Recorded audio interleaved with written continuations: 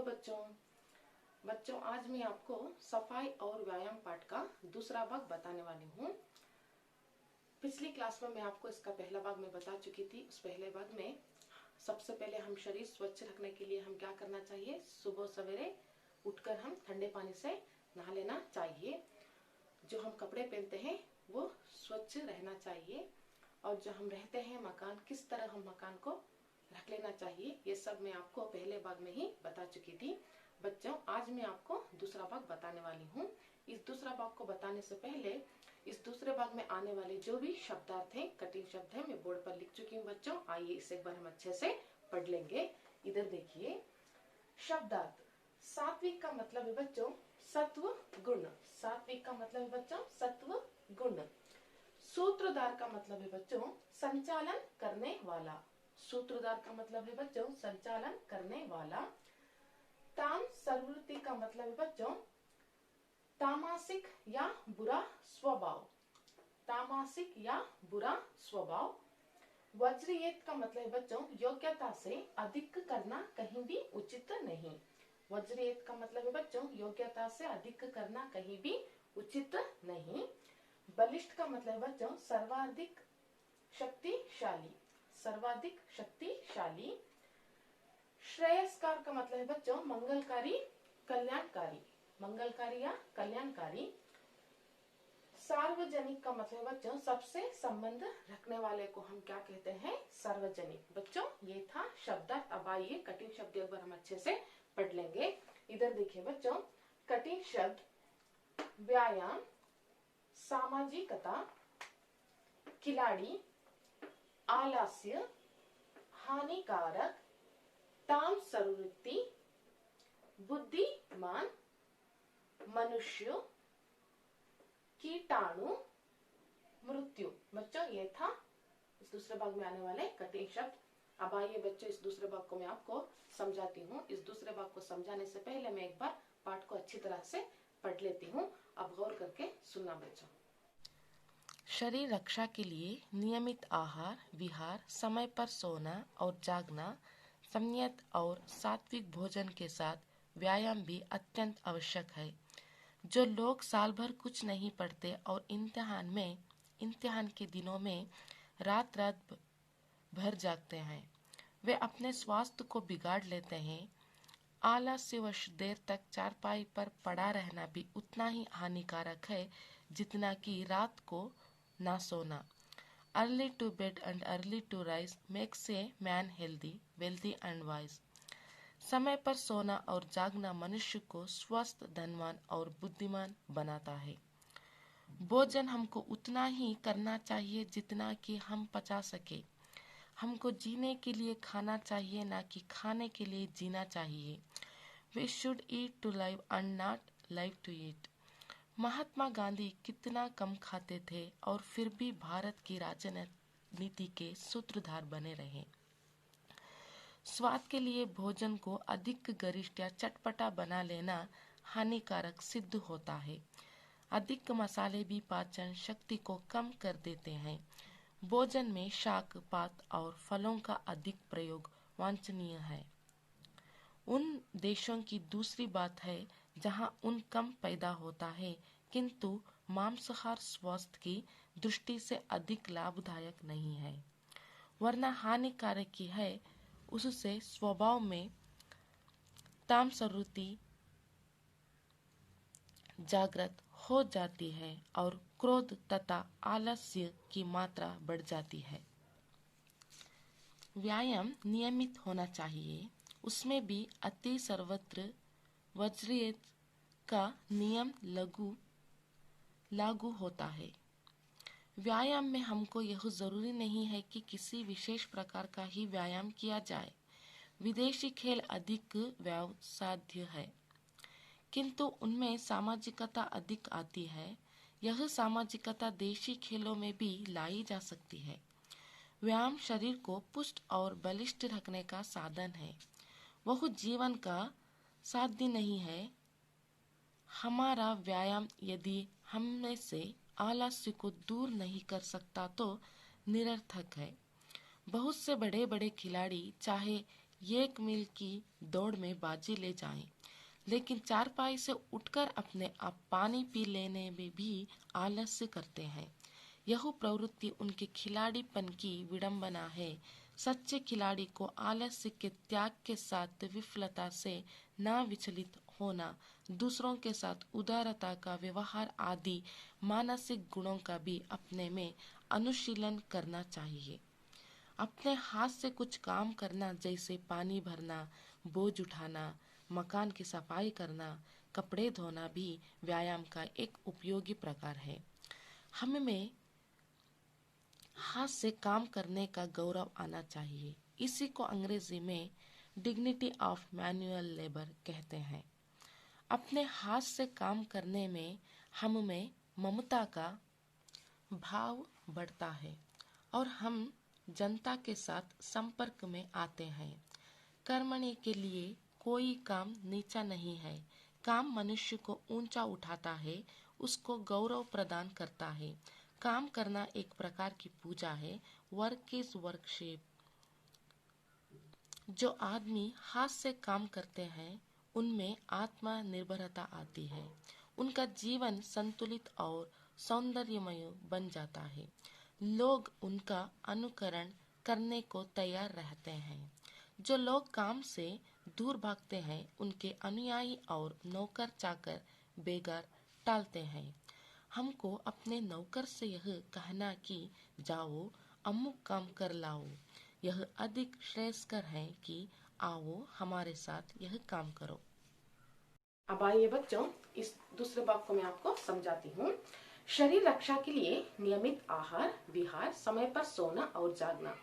शरीर रक्षा रखने के लिए बच्चों नियमित आहार चाहिए और विहार, समय पर सोना और जागना। ಸಮಯಕ್ಕೆ ಸರಿಯಾಗಿ ನಾವು ನಿದ್ದೆ ಮಾಡಬೇಕು ಮತ್ತೆ ಸಮಯಕ್ಕೆ ಸರಿಯಾಗಿ ನಾವು ಬೆಳಿಗ್ಗೆ ಏಳಬೇಕು। संयत और सात्विक भोजन के साथ व्यायाम भी अत्यंत आवश्यक है। संयत सात्विक ಭೋಜನದ ಜೊತೆಗೆ ಇನ್ನೊಂದು ನಮ್ಮ ಶರೀರಕ್ಕೆ ಅತಿ ಮುಖ್ಯವಾಗಿ ಬೇಕಾದದ್ದು ಏನಂದ್ರೆ व्यायाम, योगा बहुत जरूरी है। किसके लिए बच्चों? हमारे शरीर के लिए। जो लोग साल भर कुछ नहीं पढ़ते और इम्तिहान के दिनों में रात रात भर जागते हैं। जो लोग मतलब स्टूडेंट्स क्या करते हैं? साल भर कुछ भी नहीं पढ़ते, एग्जाम नजदीक आने पर भी वो क्या करते हैं? रात रात भर जागते हैं। ವರ್ಷವಿಡೀ ಏನು ಓದಲ್ಲ, एग्जाम हत्र बंदिदे अंद तक्षण ಏನ್ ಮಾಡ್ತಾರೆ ಅವರು? रात्रि इडी ಎಲ್ಲ ಕೂತ್ಕೊಂಡು ಓದ್ತಾರೆ। इससे क्या होता है बच्चों? अपने स्वास्थ्य को बिगाड़ लेते हैं। इससे क्या होता है? अपने स्वास्थ्य हेल्दी ಏನ್ ಮಾಡ್ಕೊಳ್ತಾರೆ ಅವರು? ಇದರಿಂದ आरोग्य ಕೆಟ್ಟೋಗುತ್ತೆ। आलस्यवश देर तक चारपाई पर पड़ा रहना भी उतना ही हानिकारक है जितना कि रात को ना सोना। आलस्यवश देर तक सोमारितನ ಮಾಡ್ಕೊಂಡು ನಾವೇನ್ ಮಾಡ್ತೀವಿ? चारपाई एक पलंग जैसा होता है बच्चों, मंच ರೀತಿ ಇರುತ್ತೆ, ಅದಕ್ಕೆ ನಾವೇನಂತ ಹೇಳ್ತೀವಿ? चारपाई कहते हैं। उसमें पड़ा रहना भी उतना ही हानिकारक है। उसमें चुपचाप पड़ा रहना भी उतना ही हानिकारक है कि जितना कि रात को ना सोना। जितना कि रात का ना सोना बहुत हानिकारक होता है, उतना ही हानिकारक उस चारपाई में पड़े रहना भी हानिकारक होता है, उससे भी ज्यादा। इसलिए कहते हैं कि बच्चों early to bed and early to rise makes a man healthy, wealthy and wise.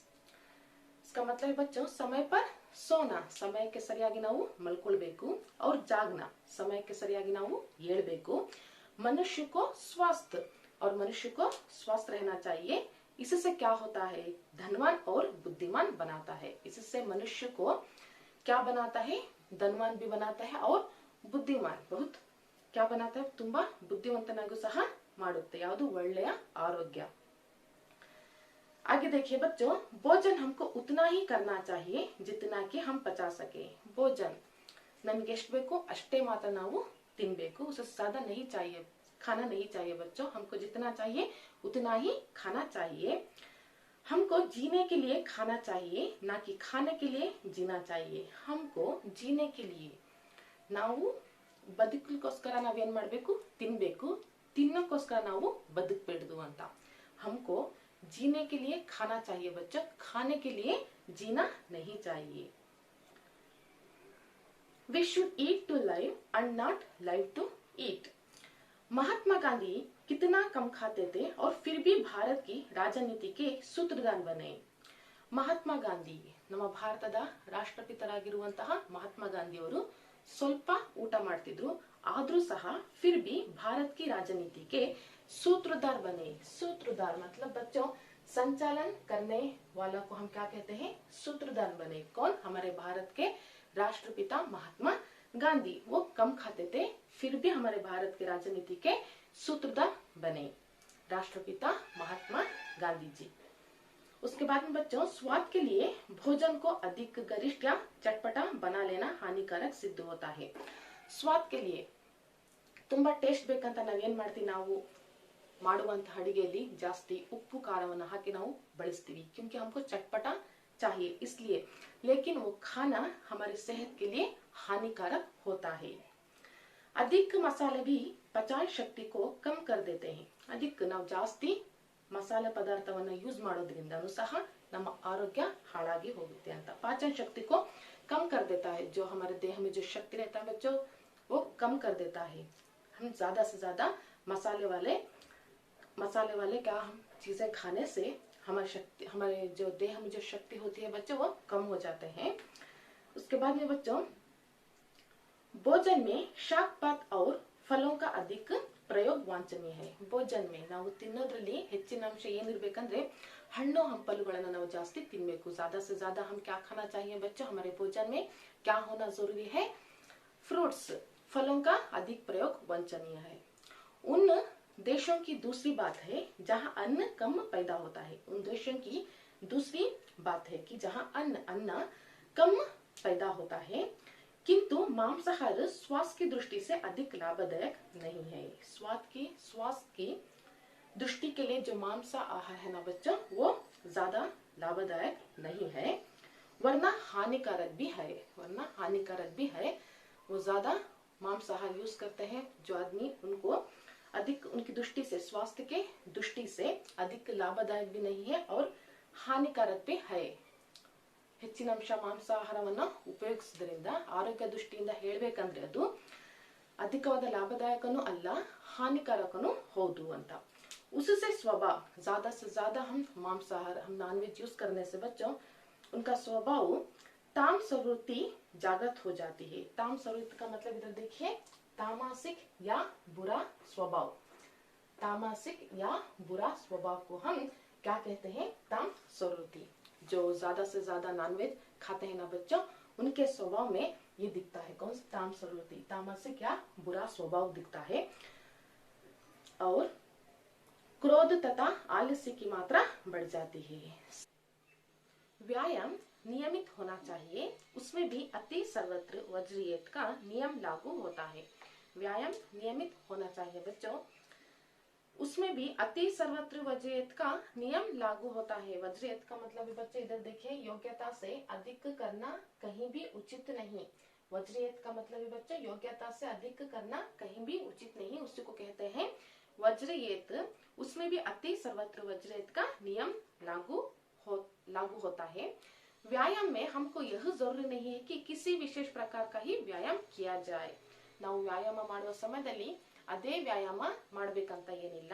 विदेशी खेल अधिक व्यय साध्य है। विदेशी खेलों में अधिक व्यय खर्च उसमें ज्यादा होता है, किंतु उनमें सामाजिकता अधिक होती है। क्योंकि विदेशी खेलों में क्या होता है? सामाजिकता अधिक होती है, अधिक आती है। किसमें? विदेशी खेलों में। यह सामाजिकता देशी खेलों में भी लाई जा सकती है। ವಿದೇಶಿ ಆಟದಲ್ಲಿರುವಂತಹ ಸಾಮಾಜಿಕತೆಯನ್ನ ನಮ್ಮ ದೇಶೀಯ ಆಟದಲ್ಲೂ ಸಹ ತರಬಹುದು ಅಂತ।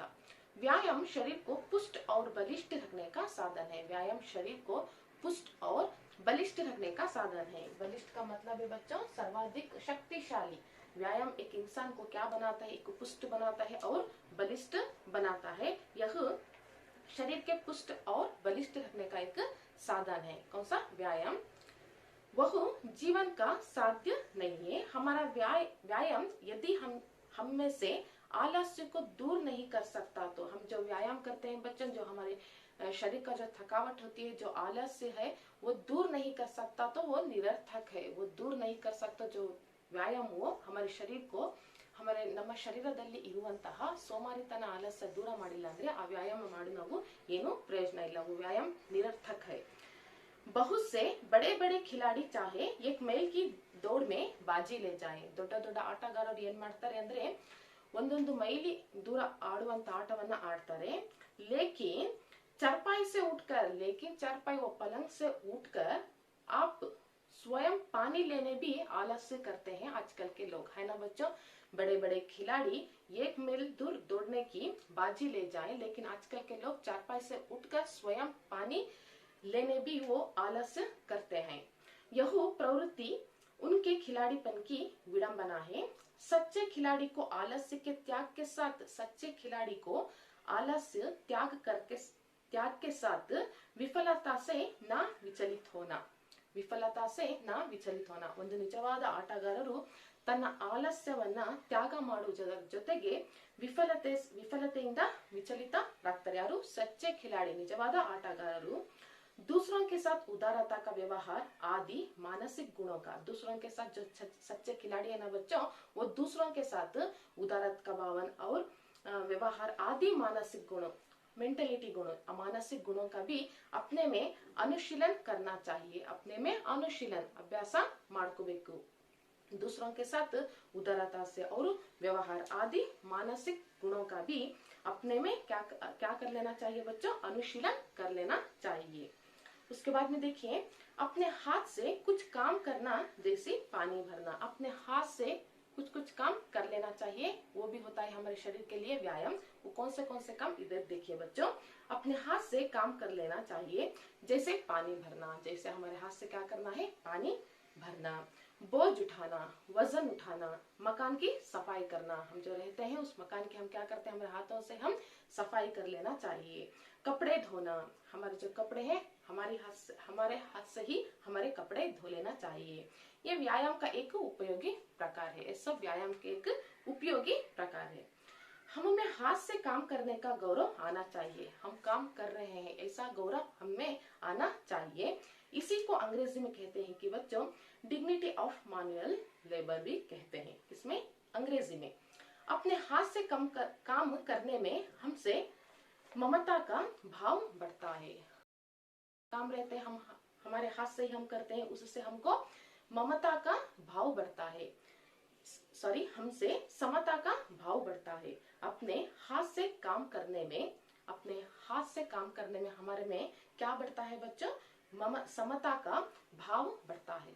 ಸಮತೆಯ ಭಾವನೆಯನ್ನ ನಮ್ಮಲ್ಲಿ ಮೂಡಿ ಬರುತ್ತೆ। ನಮ್ಮ ಕೈಯಿಂದ ನಾವು ಕೆಲಸ ಮಾಡಿದ್ರೆ ನಮ್ಮಲ್ಲಿ ಒಂದು ಸಮರ್ಥ ಭಾವನೆಯನ್ನು ನಮ್ಮಲ್ಲಿ ಮೂಡಿ ಬರುತ್ತೆ। और हम जनता के साथ संपर्क में आते हैं, और हमारे जनता के साथ हमें संपर्क में आते हैं। ಸಂಪರ್ಕದಲ್ಲಿ ನಾವು ಜನತೆಯ ಜೊತೆಗೆ ಸಂಪರ್ಕದಲ್ಲಿ ನಾವು ಬರ್ತೀವಿ।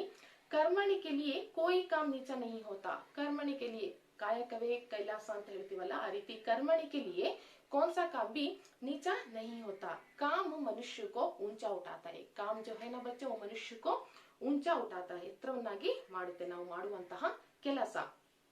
उसको गौरव प्रदान करना चाहिए। उसको, इनको हम जो करते हैं काम, उसको हम गौरव प्रदान से हम काम करना चाहिए, और गौरव प्रदान करना है। काम करना एक प्रकार की पूजा है। काम जो हम करते हैं बच्चों, वो भी एक प्रकार की पूजा होती है। Work is worship. जो आदमी हाथ से काम करते हैं, जो आदमी अपने हाथ से काम करते हैं, उनमें आत्मनिर्भरता आती है। उनमें क्या आती है बच्चों? आत्मनिर्भरता आती है। जो आदमी हाथ से अपने आप काम करते हैं ना, उनमें एक आत्मनिर्भरता आती है। उनका जीवन संतुलित और सौंदर्यमय बन जाता है। जो व्यक्ति काम अपने हाथ से करता है, उनके जीवन में बच्चों संतुलित और सौंदर्यमय बन जाता है। ಅವರ ಜೀವನ ಸಂತುಲಿತ ಮತ್ತೆ सौंदर्यमयವಾಗಿ ಆಗುತ್ತೆ। लोग उनका अनुकरण करने को तैयार रहते हैं। जो हमारे जो काम करते हैं, उनके व्यक्तियों को दूसरे व्यक्ति देखकर क्या करते हैं? अनुकरण। जो जैसा करते हैं वैसा देखकर उन्हें क्या करते हैं बच्चों? दूसरे लोग अनुकरण करने को तैयार रहते हैं। जो लोग काम से दूर भागते हैं, उनके अनुयायी और नौकर चाकर बेकार टालते हैं। जो काम हमारे हाथ से नहीं होता, इसलिए वो क्या करते हैं? नौकर चाकर को रख लेते हैं। हमको अपने नौकर से यह कहना है कि हम ये कहते हैं कि जाओ अमुक काम कर लाओ, जाओ काम कर लाओ। उससे भी ज्यादा ये बोलने से अच्छा होता है कि अधिक श्रेयस्कर से, श्रेयस्कर मतलब बच्चे इधर देखिए मंगलकारी कल्याणकारी होता है, उससे ज्यादा ये अच्छा होता है कि हम ये कहना है कि हम नौकर चाकर से अधिक श्रेयस्कर है कि आओ हमारे साथ यह काम करो, ಬನ್ನಿ ನಮ್ಮ ಜೊತೆ ಈ ಕೆಲಸವನ್ನ ಮಾಡಿ ಅಂತ ನಾವು ಹೇಳೋದು ಅತಿ ಉತ್ತಮ ಅಂತ। हमको अपने नौकर से यह कहना कि जाओ अमुक काम कर लाओ, उससे ज्यादा ये अच्छा होता है कि बच्चों आओ हमारे साथ मिलकर काम करिए। बच्चों ये था आज का पाठ सफाई और व्यायाम। बच्चों मैं यहीं पर समाप्त करती हूँ। उससे पहले बच्चों जो भी मैं शब्दार्थ और कठिन शब्द लिखी हूँ आप होमवर्क बुक में लिखकर अच्छे से प्रैक्टिस कर लीजिए। मैं यहीं पर समाप्त करती हूँ और एक नए लेसन में मिलती हूँ। तब तक के लिए धन्यवाद।